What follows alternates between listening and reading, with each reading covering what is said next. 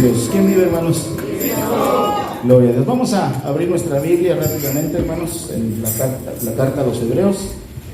Sean todos bienvenidos. Sean todos bienvenidos.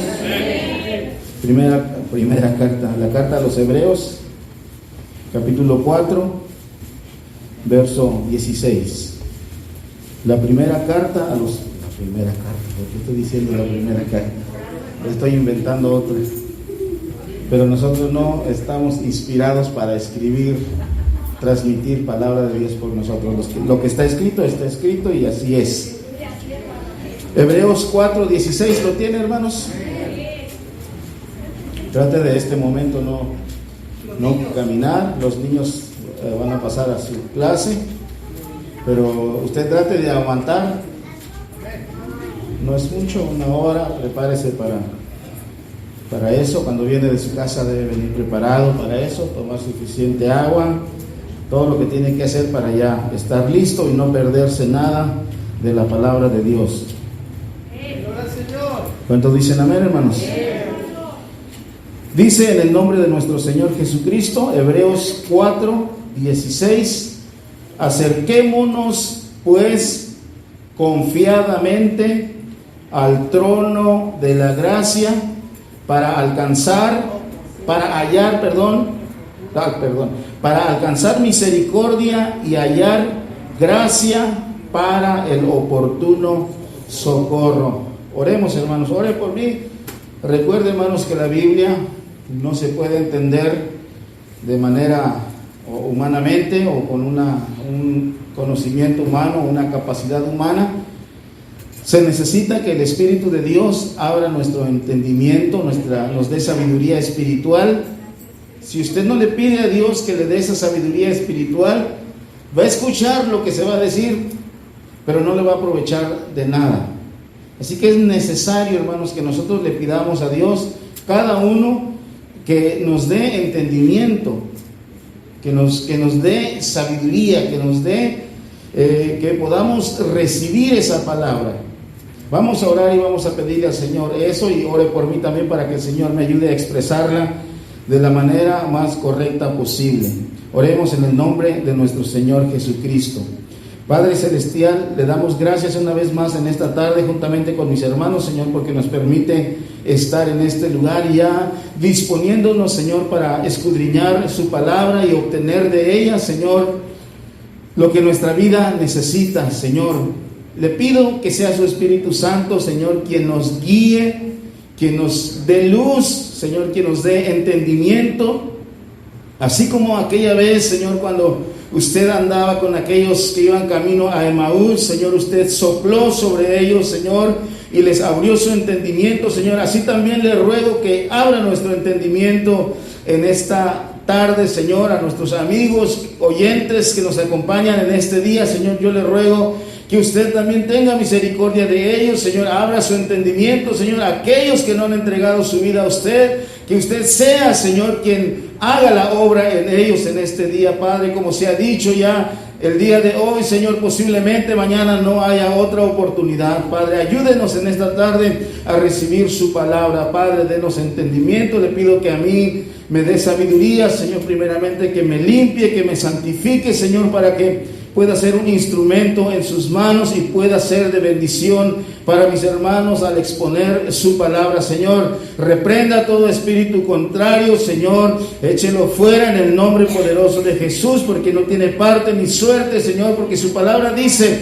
que cuando su palabra es sembrada, luego el enemigo viene y quita, arrebata esa palabra, Señor. Le pedimos que usted lo reprenda, que usted lo eche fuera y que nos permita, Señor, conservar y preservar esa palabra que usted nos hablará el día de hoy. Padre, a usted le damos la honra y la gloria en el nombre de nuestro Señor Jesucristo, y todos decimos amén. ¿Puede ocupar su lugar, hermanos? Gloria a Dios. ¿Cuántos están listos para recibir la palabra del Señor, hermanos? Palabra del Señor, no palabra de hombre. ¿Cuántos dicen amén, hermanos? ¿A cuántos les gusta recibir la palabra de Dios?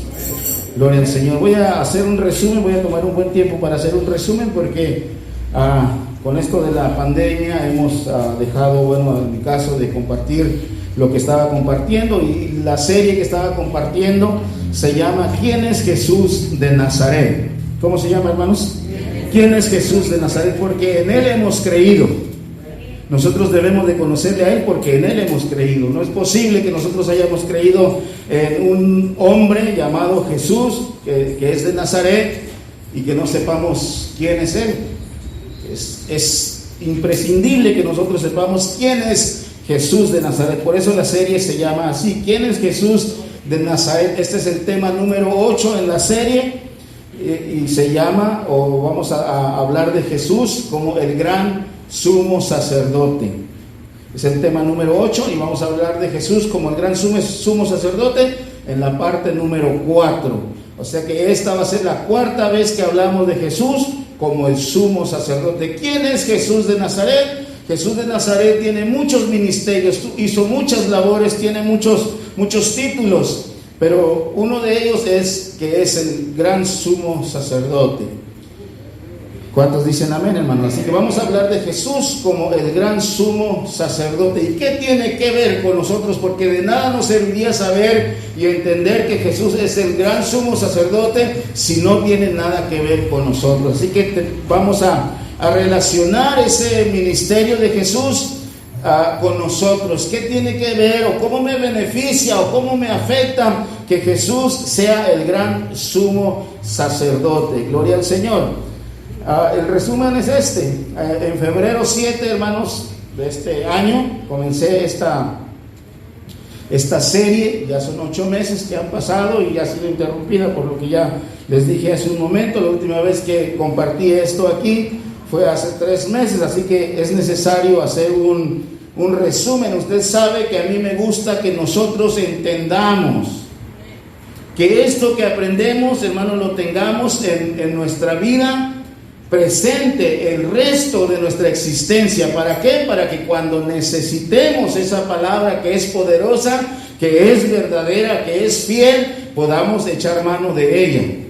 A mí no es mi propósito, hermano, que usted venga y escuche la predicación y que vaya a su casa y que se le olvide. No, usted sabe, hermanos, que siempre lo he dicho durante todo el tiempo que he estado aquí, que mi deseo es ver que nosotros como congregación seamos una congregación fuerte, sabia, que sepa qué hacer cuando llegue el momento de la dificultad, que sepa a quién acudir cuando llegue el momento de la dificultad. Y esa es la razón por la que repito las cosas. ¿Para qué? Para que se aprenda. Si usted y yo aprendemos bien la palabra del Señor, hermanos, vamos a saber qué hacer cuando tengamos necesidad. Así que esta frase esta serie, está basada en Lucas. No lo anote, yo le voy a decir hasta dónde. Los que anotan, si han seguido estas predicaciones, ya lo tienen anotado lo que voy a leer ahorita. Yo le voy a decir dónde vamos a comenzar. Este es un resumen nada más. ¿Para qué el resumen? También para que los que nos acompañan, que no han estado durante estas predicaciones, sepan de qué estamos hablando. Todos tienen que saber quién es Jesús. Todos deben de saber quién es Jesús. Esta serie llamada, que es el título, es una pregunta que dice: ¿quién es Jesús de Nazaret? ¿Quién es ese hombre llamado Jesús de Nazaret? Y está basada en Lucas 22:67, donde trajeron a Jesús ante el concilio para juzgarlo. Y una de las preguntas claves en la vida de Jesús que él tenía que contestar es esta que le hizo el sumo sacerdote junto con los ancianos del concilio. En Lucas 22:67, el sumo sacerdote le pregunta a Jesús de Nazaret, a ese hombre de aproximadamente unos 33 años, a un joven, digo yo, porque ¿quién de aquí tiene 30 años más o menos? Kevin no tiene 30 años. ¿O fue hermano Román? Pero hermano Alberto, creo, ¿cuánto tiene usted? Miren, 29 tiene nuestro hermano. No sabemos cómo es Jesús. No piense que ese Jesús es el que usted ve ahí con barba y pelo largo y un corazón aquí en medio y una aureola. No, mentira, es mentira. Y usted se da cuenta que así es como el enemigo engaña. Pero Jesús era un joven más o menos, no sé si era gordito o era más delgado, pero más o menos de la edad de nuestro hermano Alberto. A un joven. que dijo ser el Mesías. Se atrevió a decir que él era el Cristo. Y esa es la pregunta que le hacía el sumo sacerdote en ese concilio, en una reunión para juzgar a un hombre que supuestamente estaba blasfemando, el cual es Jesús. El sumo sacerdote, el encargado de hacer esa revisión, el encargado de resolver ese problema que estaba habiendo, porque un hombre llamado Jesús de Nazaret se había levantado y había dicho que él era el Cristo. El sumo sacerdote tenía que resolver eso, y entonces lo agarran y lo traen, hermanos, a un concilio, a una reunión entre todos, y lo ponen ahí en medio y le dice el sumo sacerdote: ¿eres tú el Cristo? ¿Eres tú el Cristo? Ya sabemos que el Cristo es el Mesías. El Cristo es el ungido, también se llama el ungido. Y no, o sea, cualquier persona puede decir que es el ungido, pero no cualquier persona podría haber comprobado que realmente era el ungido. Esa pregunta es clave. Si Jesús no es el ungido, entonces Jesús no es nada para nosotros. Por eso la importancia de esa pregunta del sacerdote. Le dijo: ¿eres tú el Cristo? Dínoslo. Y les dijo: si os lo dijere, no creeréis. ¿Para qué les digo si no van a creer? Pero en el verso 70 de ese mismo capítulo les dice: dijeron todos: luego eres tú el Hijo de Dios. Y él les dijo: vosotros decís que lo soy. Si él decía que era el Hijo de Dios, significaba que también era el Mesías y que también era el ungido. Y les dice: ustedes dicen que yo soy. En Mateo 26, verso 63, está escrito por Mateo lo siguiente: mas Jesús callaba. Entonces es la misma escena, el mismo acontecimiento. Entonces el sumo sacerdote le dijo: te conjuro por el Dios viviente. Esa palabra te conjuro es: me tienes que contestar con la verdad. Para nosotros es muy fácil a veces prometer y decir cosas y no cumplirlas, pero para un judío, para un hebreo, hermanos, no era así. Ellos conocían a Dios y sabían que no se podía jurar en vano usando el nombre de Dios. Por eso el sumo sacerdote de aquel tiempo le dijo: te conjuro por el Dios viviente, te pongo bajo juramento, dime, dice, te conjuro por el Dios viviente que nos digas si eres tú el Cristo. Estaba tan preocupado el sumo sacerdote y estaba tan resuelto a encontrar la verdad que lo puso bajo juramento. En otras palabras, le dijo: júrame por Dios y dime si tú eres el Cristo, el Hijo de Dios, porque el Cristo tenía que ser el Hijo de Dios. Verso 64, Jesús le dijo: tú lo has dicho. Gloria a Dios. Marcos, recuerde que esto es un resumen. Solamente le estoy diciendo en qué se basa la pregunta: ¿quién es Jesús de Nazaret? Porque esa es la pregunta que el sumo sacerdote le hizo a Jesús. Y vamos a ver primero que uno de los primeros temas que tocamos es que Jesús es el Cristo, Jesús es el ungido. A partir de ahí podemos empezar a desarrollar los demás ministerios de Jesús, pero era necesario que comprobara el sumo sacerdote y que comprobemos también nosotros que Jesús es el ungido. Marcos capítulo 14, verso 61. Mas él callaba, Jesús callaba y nada respondía. El sumo sacerdote le volvió a preguntar y le dijo: ¿eres tú el Cristo, el Hijo del bendito? Jesús le dijo: yo soy. Jesús le dijo: yo soy. Ahora, ¿qué significaba, hermanos, que Jesús dijera que él era el Cristo? Significaba, hermanos, que iba a sufrir todo lo que estaba escrito acerca de él. Para él hubiera sido fácil decir: yo no soy el Cristo, no, mejor no quiero que me vengan esos sufrimientos, esos problemas, esos golpes, esa crucifixión, esas burlas, esos vituperios, quiero evitarlos. Hubiera dicho: no soy. Pero él era el Cristo y él dijo: yo soy. Y él es es el ser más valiente, hermanos, que ha existido en la humanidad. Él es un valiente. Él no fue cobarde, Él fue el más valiente. Y dijo, yo soy el Cristo, sabiendo las consecuencias que iba a traer al decir que Él era el Cristo. Si usted sigue leyendo esa historia, dice que cuando Él dijo esas palabras, el sacerdote rasgó sus vestiduras y dijo, ¿qué más queremos? Es reo de muerte, lo vamos a matar porque ha blasfemado, porque ha dicho que es el Hijo de Dios viviente, porque ha dicho que Él es el Cristo, lo vamos a matar. Para Él no fue fácil, hermanos, decir yo soy el Cristo. Si fuera mentira, hermanos, el Señor Jesús hubiera dicho no soy, estaba jugando, perdóneme, sumo sacerdote, me atreví a hacerle una broma, pero no, Él era el Cristo y le costó la vida decir que Él era el Cristo, afirmar que Él era el Cristo. Ahí se basa, hermanos, nuestra serie que se llama ¿Quién es Jesús de Nazaret? Entonces, las primeras dos prédicas hablamos de que Jesús es el Cristo, es el ungido. ¿Qué significa que sea el ungido? En pocas palabras significa, hermanos, que en Él, en esa persona, en ese hombre, ese joven de unos 30, 32, 33 años, como quiera, no quiero meterme en controversias ahí, pero el ungido significa que sobre ese hombre habitaba, hermanos, la plenitud del Espíritu de Dios. Eso significa el ungido, porque la profecía decía eso. La profecía en Isaías 11, recuerden, todo esto es un resumen todavía. Isaías 11:1 decía, saldrá una vara del tronco de Isaí y un vástago retoñará de sus raíces. Y luego el verso 2 dice, y reposará sobre él el Espíritu del Señor.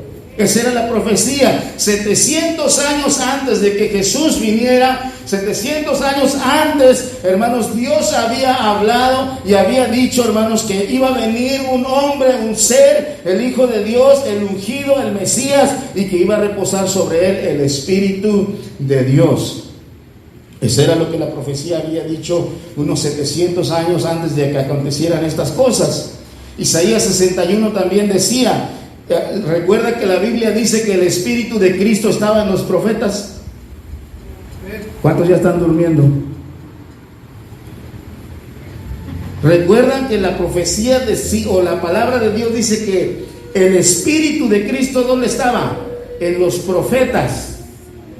¿Cuáles profetas? Los profetas del Antiguo Testamento. En ellos estaba el Espíritu de Cristo. Y en Isaías 61, verso 1 dice, hablando el Espíritu de Cristo, aunque faltaban 700 años para que Él llegara, la profecía decía, el Espíritu del Señor o de Dios el Señor está sobre mí, porque me ungió el Señor.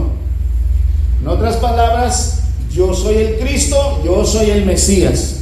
Eso es lo que significa. Por eso hicimos 2 predicaciones hablando de Jesús como el Cristo. Él es el Cristo, Él es el Mesías, Él es el ungido de Dios.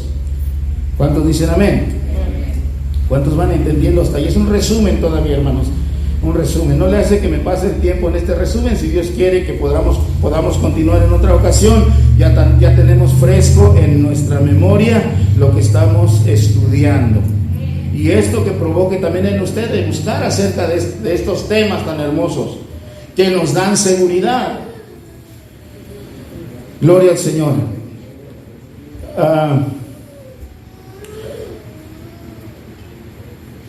En el Antiguo Testamento, recuerda, es un resumen, otra vez estoy diciendo, a lo mejor alguien dice, hermano, eso ya lo sé, pero hay hermanos que no lo han escuchado todavía. Incluso cuando uno vuelve a escuchar, yo estaba escuchando mi propia predicación y entendí algo más al escucharme a mí mismo, algo que no entendí cuando yo lo dije aquí, porque la palabra es inagotable, es infinita. En el Antiguo Testamento solo había 3 cargos, 3 labores en las cuales los que desempeñaban esas labores eran ungidos.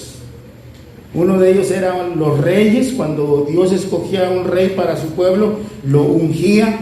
Cuando Dios escogía un profeta, también lo ungía. Y cuando Dios, ¿cuál dije? Rey, profeta, ¿y qué era el otro? ¿Mande? No le escucho. Sacerdote, gracias. 3 cargos había en el Antiguo Testamento, en el pueblo de Dios, en los cuales las personas que desempeñaban esos cargos eran ungidos por Dios. Las demás personas o los demás el pueblo de Dios, solamente de repente podía venir sobre ellos el Espíritu Santo, pero no eran ungidos como el sacerdote, el profeta y los reyes. Es figura de lo que iba a ser nuestro Señor Jesucristo. Si de verdad Él es el ungido, entonces Él también, como lo vimos en la clase número 3, Él es el profeta prometido. Dios prometió en el Antiguo Testamento que iba a enviar un profeta como Moisés, pero tenía que ser alguien ungido.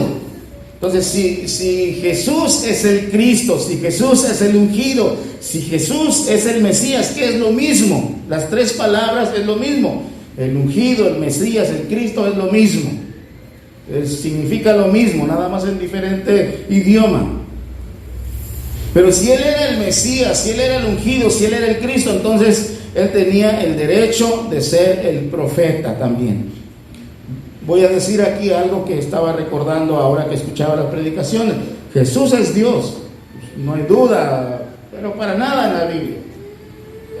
Pero como ser humano vino a desempeñar estas labores, estos ministerios, y uno de ellos es ser el profeta. Por eso, si nos aseguramos que Jesús es el Cristo, es el ungido, también podemos entender y podemos decir que Jesús es el profeta prometido o el profeta como Moisés. Eso lo estudiamos 2 veces. En Hechos capítulo 3, hablando el apóstol Pedro al pueblo de Israel, les dice, verso 22, porque Moisés dijo a los padres, esta era la promesa, Hechos 3:22, el Señor vuestro Dios os levantará profeta. Esa era la profecía, esa era la promesa de Dios. Hablando el apóstol Pedro al pueblo de Israel, les dice el Señor, capítulo 3, verso 22 de Hechos, porque Moisés dijo a los padres, el Señor vuestro Dios os levantará profeta de entre vuestros hermanos como a mí. Así dijo Moisés, como a mí. Moisés fue la persona a la que se le dio ese mensaje para decirlo al pueblo de Israel. ¿Cuál mensaje? De que iba a llegar el momento en que Dios iba a mandar un profeta como Moisés. Es lo que está diciendo Pedro aquí. Y luego dice ahí en el verso 22, a Él oiréis en todas las cosas que os hable. De allí la importancia, hermano, de estar seguro quién es Jesús de Nazaret, porque a quién debemos de oír nosotros. Dios dice en su palabra que nosotros, el pueblo de Dios, debemos de oír. Eso significa obedecer, creer lo que ese profeta iba a hablar. ¿Por qué? Porque es un profeta que viene de parte de Dios. Por eso, hermano, usted no escuche lo que predican los hombres. Muchos hombres en estos días, con todo lo que está pasando, hacen predicaciones sensacionalistas y se atreven a decir cosas que no son, cosas que Dios no les ha dicho. Y ahí está la importancia, hermanos, de que nosotros sepamos qué dijo ese profeta de parte de Dios. ¿Qué dijo ese profeta? No qué dicen los hombres. ¿Qué dijo ese profeta? Dice, a Él oiréis en todas las cosas que os hable. Oiga lo que dice. Y toda alma que no oiga a aquel profeta será desarraigada del pueblo. Eso es palabra de Dios, eso no es mi palabra.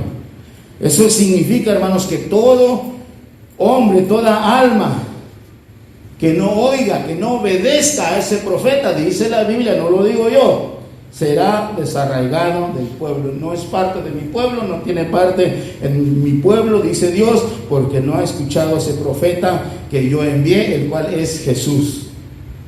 Y les dice a los judíos, a vosotros primeramente Dios habiendo levantado a su Hijo, de Él estaba hablando, de Jesús. Él es el profeta prometido. En el verso 26 le dice, a vosotros primeramente Dios habiendo levantado a su Hijo lo envió para que os bendijese, a fin de que cada uno se convierta de su maldad. Ese es el propósito de Jesús como el profeta, hablar las palabras de Dios Vuelvo a decir, Jesús es Dios, pero hablando humanamente, Él es el profeta que habla las palabras de Dios, y todo aquel que no oiga a aquel profeta será desarraigado del pueblo, no tiene parte con el pueblo. ¿Cuántos dicen amén? Cualquier persona, cualquier joven aún que haya estado en la iglesia, pero no está obedeciendo las palabras de este profeta llamado Jesús, el profeta de los profetas, no tiene parte con el pueblo. Eso es lo que dice la Biblia. No tiene parte con el pueblo. Si no oye en todas las cosas, no algunas cosas, sino todas las cosas que Él hable, toda alma que no oiga a aquel profeta será desarraigada del pueblo. ¿Para qué fue enviado? Dice, hermanos, le dice a los judíos: a vosotros primeramente Dios, habiendo levantado a su Hijo, lo envió para que os lo bendijese. Hermanos, cuando Dios nos dice por medio de su palabra, hermanos, que nosotros nos arrepintamos, que nos convirtamos de nuestra maldad, esa es una bendición de parte de Dios. ¿Cuántos dicen amén, hermanos? Cuando Dios nos llama a que nos arrepintamos, a que nos volvamos a Él, es una bendición, dice la Biblia. Dios lo envió, Dios envió, dice Dios, habiendo levantado a su Hijo, lo envió para que los bendijese. ¿Y cómo los bendecía? Diciéndoles que se apartaran de su maldad. Entonces hablamos de Jesús dos veces, que Él es el Cristo, Él es el Mesías, Él es el ungido. Ungido significa que en Él reposa plenamente el Espíritu de Dios. Toda la potencia de Dios está en Él. Entonces, por eso, aunque nos digan que hemos creído en un hombre, hermano, el que diga eso es porque no sabe. Jesús es el ungido, es el todopoderoso. Todas las cosas por Él fueron hechas. Ninguna de las cosas que usted conoce en todo el universo fue hecha sin Él. Él habló y las cosas fueron hechas. Pero Él vino a esta tierra a fungir como profeta. Él es el ungido, Él es el Cristo, y en Él hemos creído, hermanos. Por eso nos da mucha seguridad. Entonces hablamos dos veces de Jesús como el Cristo. Si es el Cristo, entonces Él puede ser el profeta. Porque ¿cuántos se autonombran profetas en estos días, verdad, hermanos? Listo, hermano, usted. Que no lo espanten, que no lo asusten, que el profeta, mire, el profeta de Dios dijo que esto va a pasar y que las cosas son así. Aquí tenemos al profeta de profetas, hermano, al profeta bíblico, que podemos comprobar con las Escrituras. Hay hombres que se atribuyen, hermanos, ministerios que no les corresponden. Pero Jesús de Nazaret comprobó que Él era el Cristo, y Dios mismo dio testimonio de que Él era el Cristo, el ungido. Gloria a Dios. Entonces, dos veces hablamos de que Él es el Cristo, dos veces hablamos de que Él es el profeta, y en la predicación número 5 empezamos a hablar de Jesús como el sumo sacerdote, y hablamos como el sumo sacerdote, como un sacerdote.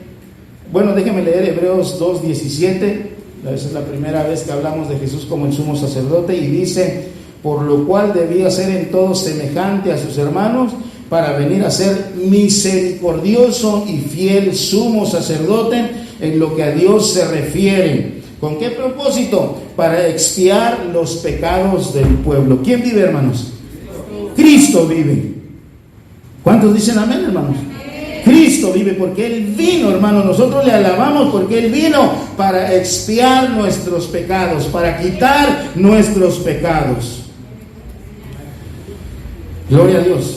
Entonces, primera predicación acerca de Jesús como el sumo sacerdote, y el énfasis fue en que Él es un misericordioso y fiel sumo sacerdote. Muchas veces, cuando nosotros pecamos, cuando nosotros fallamos en contra de Dios, escúcheme por favor, nuestro primer pensamiento, y a veces también el pensamiento que pone el enemigo en nuestra mente, porque la lucha es en nuestra mente, ahí es donde el enemigo nos pone pensamientos. Cuando nosotros pecamos, y no estoy promoviendo el pecado, estoy diciendo lo que la Biblia dice. La Biblia también dice, hace una pregunta y dice: ¿pecaremos para que la gracia abunde? Y la respuesta es: de ninguna manera. Pero también la Biblia dice, hermanos, que si nosotros hubiéramos pecado, abogado tenemos para con el Padre a Jesucristo el justo. ¿Cuántos le dan un fuerte aplauso a Jesucristo el justo? ¿Cuántos en este día le pedimos perdón a Dios por algo? Todos, me imagino. ¿Sabe qué? Él lo sufrió. A nosotros se nos hace fácil de venir y decirle, Señor, perdóname, pero pocas veces pensamos que Él, mire, la culpa que yo tengo delante de Dios, Él la llevó.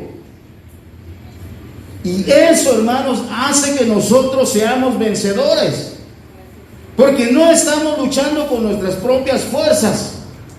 Estamos luchando con las armas que Dios nos dio por medio de nuestro Señor Jesucristo.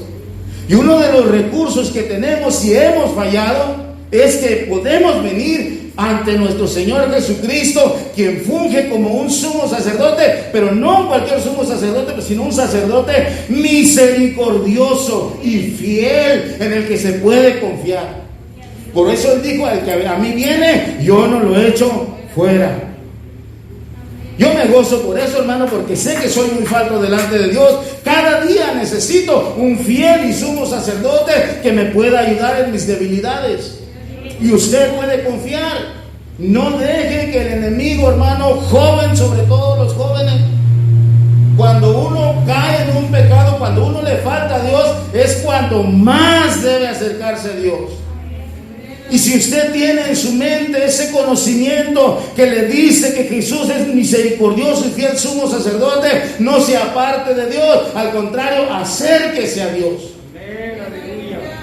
Ese es el problema que está sucediendo ahorita, hermanos, que la pausa que se tuvo que hacer por causa de la pandemia a muchos los enfrió.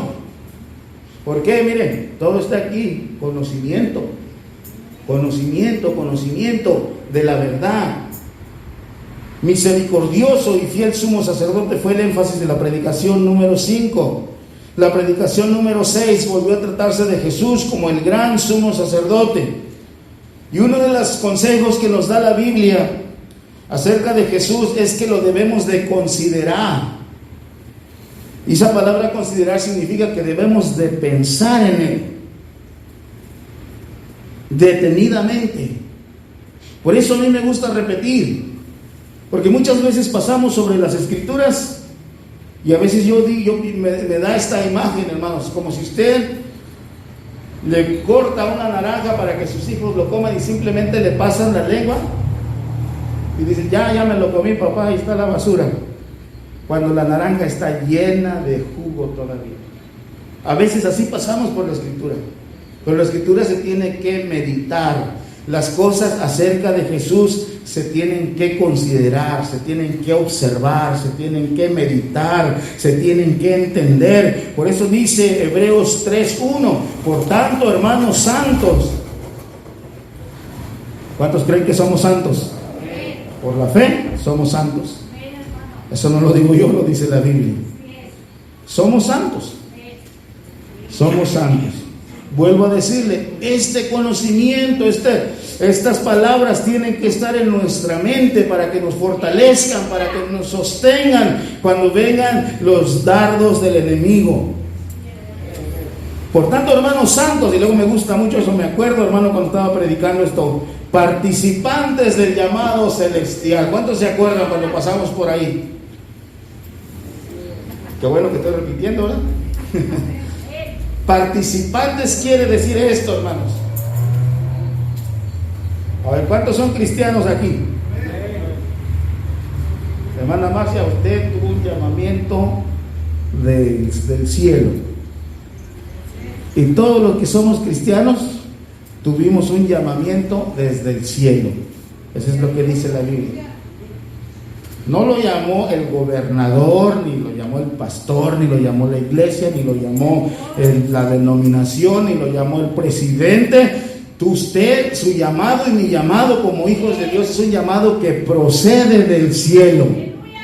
¿Se imagina, hermano, cuán grande es eso? Qué grande misericordia, hermano, entre millones y millones, hermano, que Dios nos haya llamado.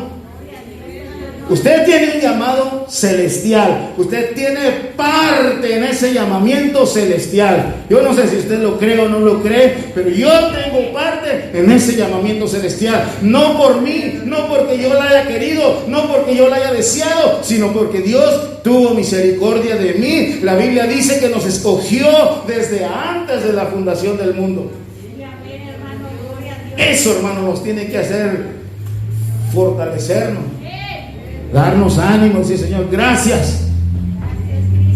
Eso me anima a seguir adelante. Hermanos, participantes del llamamiento celestial, llamamiento del cielo. Por eso, aunque nos digan que estamos locos, hermanos, nosotros diremos que tenemos un llamamiento celestial. ¿Cuántos dicen amén? Por eso dice: consideren, miren, pongan atención. Cuando yo voy caminando, si ustedes han visto algunos de mis videos, si no, subo videos de coyotes, subo videos de colibrís, de víboras, pero mi mamá me dice: ¿por qué hay tantos animales de correcaminos? Pero es que yo voy viendo, hermanos. Yo veo mucha gente que va caminando y va viendo así para enfrente, y el coyote está por allá y no lo ven. Y yo voy observando, por eso es que los veo y estoy listo con mi teléfono, y en cuanto los veo, eso es lo que nos dice aquí: observen, piensen, estén atentos, consideren al apóstol y sumo sacerdote de vuestra profesión, de nuestra profesión, de nuestra fe. ¿Quién es ese sumo sacerdote? Cristo Jesús. Hablamos de Él, entonces, en la predicación número 6, como sumo sacerdote, y hablamos de que hay que considerarlo, hay que pensar en Él, hay que meditar en Él, hay que saber, hay que entender qué beneficios tenemos si Él es nuestro sumo sacerdote. La predicación número 7, volvimos a hablar de Jesús como el gran sumo sacerdote, y esa fue la parte 3, o la tercera vez que hablamos de Jesús como el sumo sacerdote. La predicación número 7, la parte 3, y ahí, hermanos, hablamos de que la Biblia nos dice, Hebreos 4:14: por tanto, teniendo un gran sumo sacerdote que traspasó los cielos, Jesús, el Hijo de Dios, la instrucción que se nos da es: retengamos nuestra profesión. ¿Quién vive, hermanos? ¿Quién vive, hermanos? Fíjese lo que la Biblia nos dice, hermanos. Por tanto, ese por tanto hace referencia a todo lo que el autor de la carta a los Hebreos ha dicho desde el capítulo 1 hasta este punto. Por tanto, teniendo un gran sumo sacerdote. ¿Cuál fue una de las características que ningún otro sacerdote de aquellos que se hacen llamar sacerdotes en este tiempo ha podido hacer? Que traspasó los cielos. ¿Quién vive, hermanos? ¿Quién es Jesús de Nazaret? Él es el sumo sacerdote que traspasó los cielos. ¿Qué significa que traspasó los cielos? La palabra original traspasar ahí significa ir a través de. ¿De dónde vino Jesús? Del cielo. ¿A dónde fue Jesús? Al cielo. ¿Cuántos sacerdotes han ido al cielo? Nadie. Solo Él traspasó los cielos. Ningún sacerdote ha venido del cielo, y ningún otro sacerdote ha podido traspasar los cielos por Él mismo. Solamente nuestro Señor Jesús. Por eso dice: por tanto, teniendo un gran sumo sacerdote que traspasó los cielos. ¿Quién es? Jesús, el Hijo de Dios. Como tenemos ese sumo sacerdote que traspasó los cielos, ¿qué debemos de hacer nosotros? Y esto me gusta: retengamos nuestra profesión. La palabra retengamos es agarrarse así, como cuando usted va en una carretera de terracería, en una camioneta ahí abierta, sentado y que brinca mucho. Usted se tiene que agarrar bien fuerte, porque si no se va a caer. Eso es lo que significa retengamos. Agarre así, hermano, su profesión. ¿Por qué? Porque tenemos un gran sumo sacerdote que traspasó los cielos. No es cualquier cosa lo que tenemos, no es una simple religión diferente a otras religiones de la que tenemos. Nosotros tenemos, y no porque lo digamos nosotros, sino porque la Biblia así lo muestra, la verdadera religión. El verdadero sumo sacerdote que traspasó los cielos. Entonces, por eso nos dice el autor de la carta a los Hebreos: retengamos nuestra profesión. Y ahora voy a empezar la prédica. Ya se acabó el tiempo.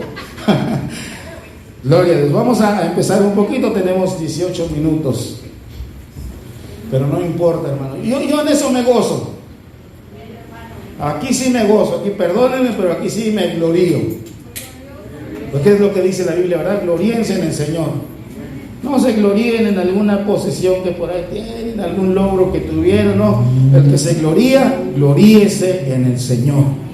Diga: yo tengo un gran sumo sacerdote misericordioso y fiel, debo retener mi profesión. Y si usted todavía no ha venido al Señor Jesucristo, eso tiene que ser motivo, tiene que ser algo que le dé seguridad para entregar su vida al Señor Jesucristo.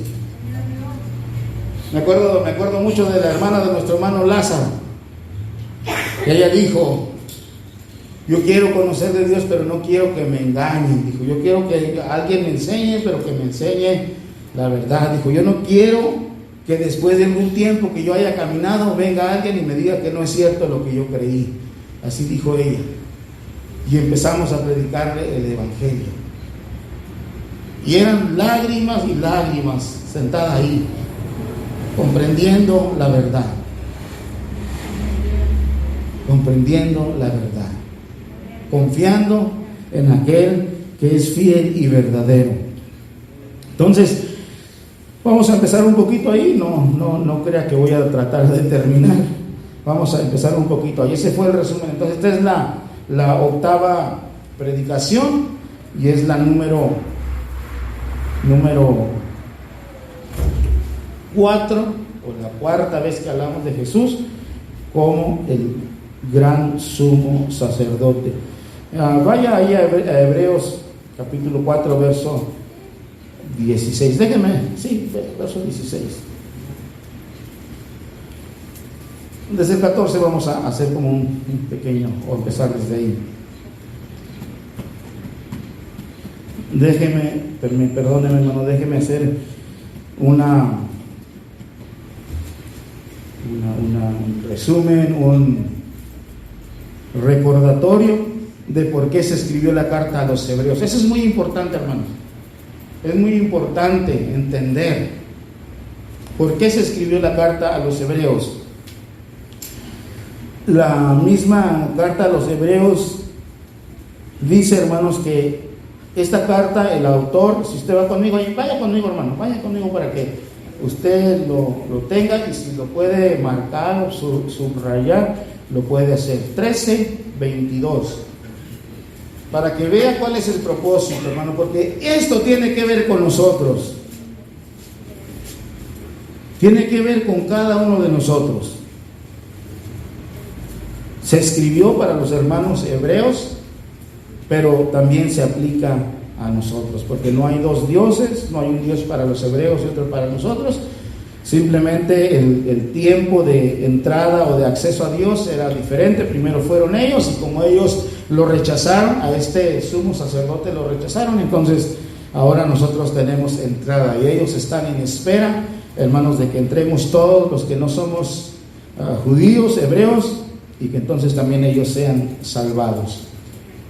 Pero esta palabra es para nosotros. Lo tiene Hebreos capítulo 13, verso 22. ¿Lo tiene, hermanos? Dice el autor de la carta a los hebreos, le dice a los hermanos que les escribió: usted y yo, hermano, tenemos que estar conscientes de que estos hermanos eran reales. El tiempo en el que se escribió esta carta, había un grupo de hermanos hebreos a los cuales se escribió esta carta, y en un día, en una ocasión que no está registrada, pero en algún lugar, en alguna sinagoga, alguien llegó, un mensajero llegó trayendo esta carta, y se leyó a los hermanos, se las leyeron a los hermanos en una congregación. Entonces, primeramente les dice a ellos, primeramente estas palabras son para ellos, pero por aplicación, como cristianos que somos, también es para nosotros. Entonces hay que estar conscientes en nuestra mente de que esta carta se escribió para los hermanos hebreos. Vuelvo a decir, por aplicación también es para nosotros. Entonces, aquí está una de las claves para entender toda la carta. El otro día, escuchando a un predicador, dijo, hasta como que me dolió, porque dijo que la carta a los hebreos que como que tiene muy poco beneficio, dijo, por eso como que casi no se predica. Dije, ¿y cómo puede ser si es riquísima la carta? Si cuando yo estudio la carta a los hebreos siento fuerza, siento confianza, ¿cómo puede decir que como que no tiene mucha bendición y como que por eso no se estudia mucho? Pero la clave es entender por qué se escribió. Y ahí dice, el autor a la carta les dice a los hermanos, os ruego, les ruego, hermanos, les ruego que soportéis, aguántenla, recíbanla, no la rechacen. ¿Qué cosa? La palabra de exhortación, pues os he escrito brevemente. Entonces, la carta a los hebreos es una carta, un discurso, una palabra de exhortación. ¿Por qué necesitaban exhortación los hermanos hebreos? Si usted lee la carta una vez más, se va a dar cuenta que los hermanos estaban batallando mucho, así como ahorita. Pero por eso me gozo yo por la palabra de Dios, porque no necesito inventar nada para poder compartirle y que usted se fortalezca. Y usted tampoco necesita engañar a un hermano, a una hermana, decirle, mira hermano, si viene te voy a dar una despensa, si viene te voy a dar una ofrenda, si vienes el Señor te va a sanar. Posiblemente sí, pero lo que nosotros tenemos que dar es la palabra de Dios. ¿Cuántos dicen amén? El pueblo de Dios, los hermanos hebreos estaban batallando con muchas cosas, así como ahorita, como siempre. Y esa es la razón de que se les escribió esta palabra. Muchos estaban sufriendo persecuciones, vituperios. Otros habían caído en pecados, porque en cierta parte le dice, dejen el pecado que nos asedia. Ahí están los hermanos que vencieron por la fe. Ustedes también tengan fe, sí se puede. En otras palabras les estaba diciendo, los hermanos hebreos estaban luchando. Otros estaban a punto de retroceder. Por eso el escritor les dice, nosotros no somos de los que retroceden. Nosotros no somos de los que retroceden. Ningún cristiano verdadero es de los que retroceden. ¿Cuántos dicen amén? Eso lo dice la Biblia. Ningún cristiano verdadero es de los que retroceden. Al contrario, vamos para adelante. ¿Por nuestras propias fuerzas? No, en las fuerzas de nuestro Señor Jesucristo. Y esa es la razón. Por eso les exhorta. Algunos hermanos se andaban desanimando. Y por eso dice, les ruego hermanos que soporten esta palabra de exhortación, porque les he escrito brevemente. Yo creo que tenía muchas más cosas que decirles, pero dice, con esto por el momento está bien, les he escrito brevemente, los exhorto. Me gusta mucho, vuelvo a decirles, ¿por qué? Porque el autor no usa o no inventa discursos o ideas o cosas para animar a la iglesia.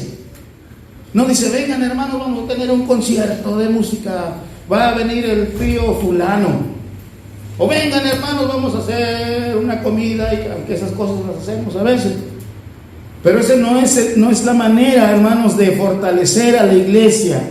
La manera de fortalecer a la iglesia, según nos dice Hebreos, es dándole la palabra de Dios, haciéndole saber las promesas de Dios, amonestándolos también.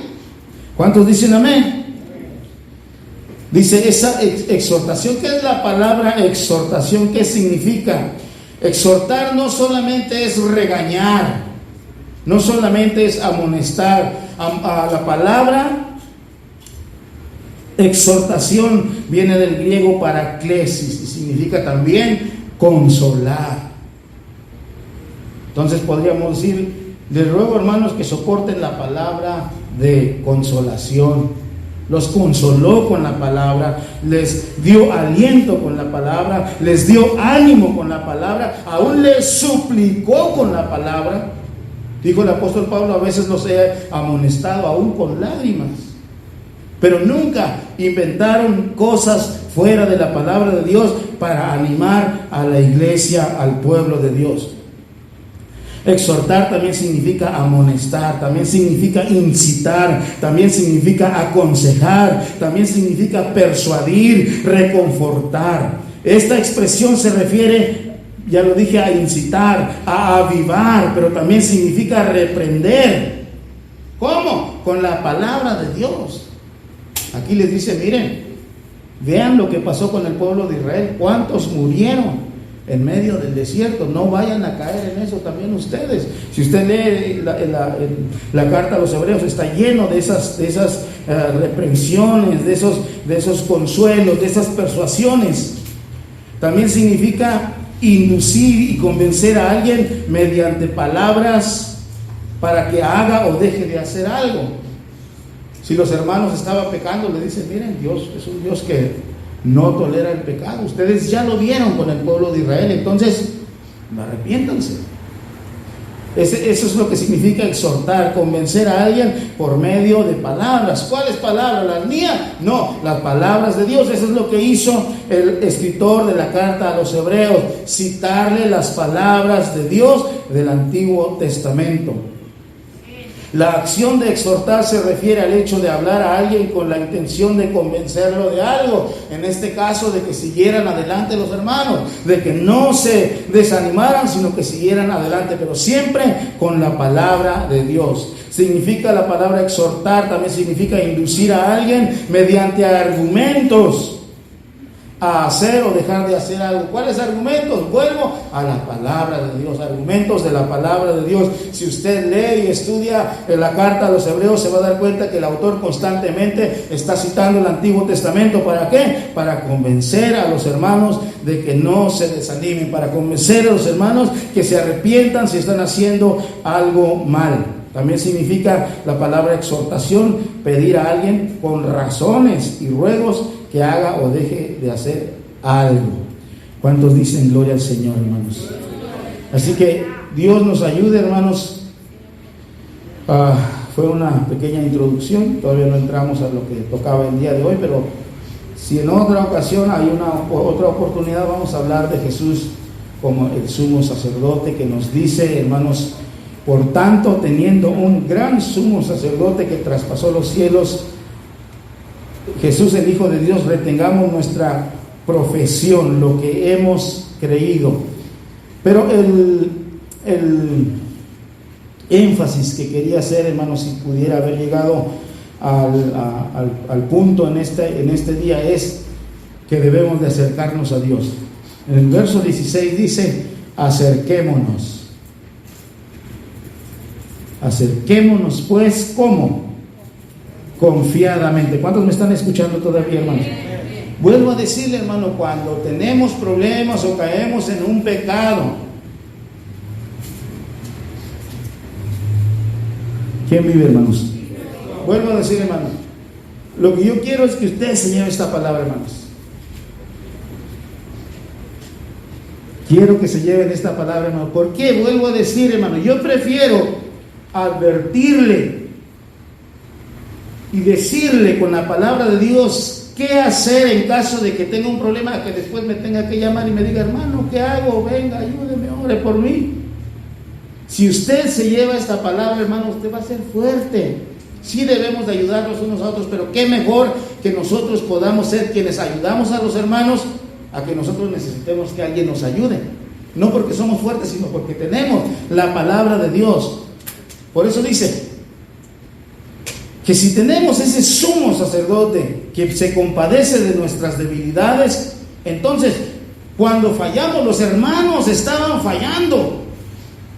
Los hermanos se estaban desanimando, pero el autor no dice, no, pues hermanos, a ver ahora cómo le hacen, ya no vengan, ya no se acerquen a Dios, porque Dios es un Dios santo y no los va a recibir. No, al contrario, dice lo que le está diciendo en otras palabras: tenemos solución para nuestros problemas. Dios ha provisto solución para nuestros problemas. ¿Qué debemos de hacer cuando estamos fallando, cuando nos estamos desanimando? Nos debemos de acercar más a Dios. Cuando usted esté pasando por un problema o haya caído en algún pecado, vuelvo a decir, no estoy promoviendo el pecado, pero sobre todo nuestros jóvenes, cuando caigan en un pecado, Dios los guarde, Dios quiera que no, pero Dios sabe que a veces va a suceder, por eso ha dejado esa palabra ahí. No se alejen de Dios. Al contrario, acérquense a Dios. ¿Cómo? Confiadamente, hermanos. ¿Quién vive? ¿Cuántos se gozan por ello, hermanos? Lo único, hermano, que tenemos que tener delante de nuestro Dios es arrepentimiento, es reconocimiento. Señor, fallé, fue mi error. Y dice la Biblia, acérquense confiadamente al trono de la gracia. ¿Para qué? Para alcanzar misericordia y hallar gracia para el oportuno socorro. Eso es lo que promete Dios. Dios nos dice, ¿ya fallaste? Ahora a ver cómo te las arreglas, a ver cuánto dinero me traes, o a ver qué sacrificio haces para que yo te reciba otra vez. Dios dice, acércate. Vuelvo a decir, hermano, para que no vaya a haber un malentendido, no estoy promoviendo el pecado, pero estoy diciendo lo que la Biblia dice, hermanos, para nosotros en caso de que hayamos pecado. Acérquese a Dios. Muchos de nuestros hermanos no están por lo mismo. Posiblemente han fallado y se sienten tristes, se sienten que no pueden regresar a Dios, cuando la Biblia dice, vengan, acérquense confiadamente. Confiadamente, yo le doy gracias a Dios por ello. Confiadamente vengan al trono de la gracia para alcanzar misericordia y hallar gracia para el oportuno socorro. Dios les bendiga, hermanos.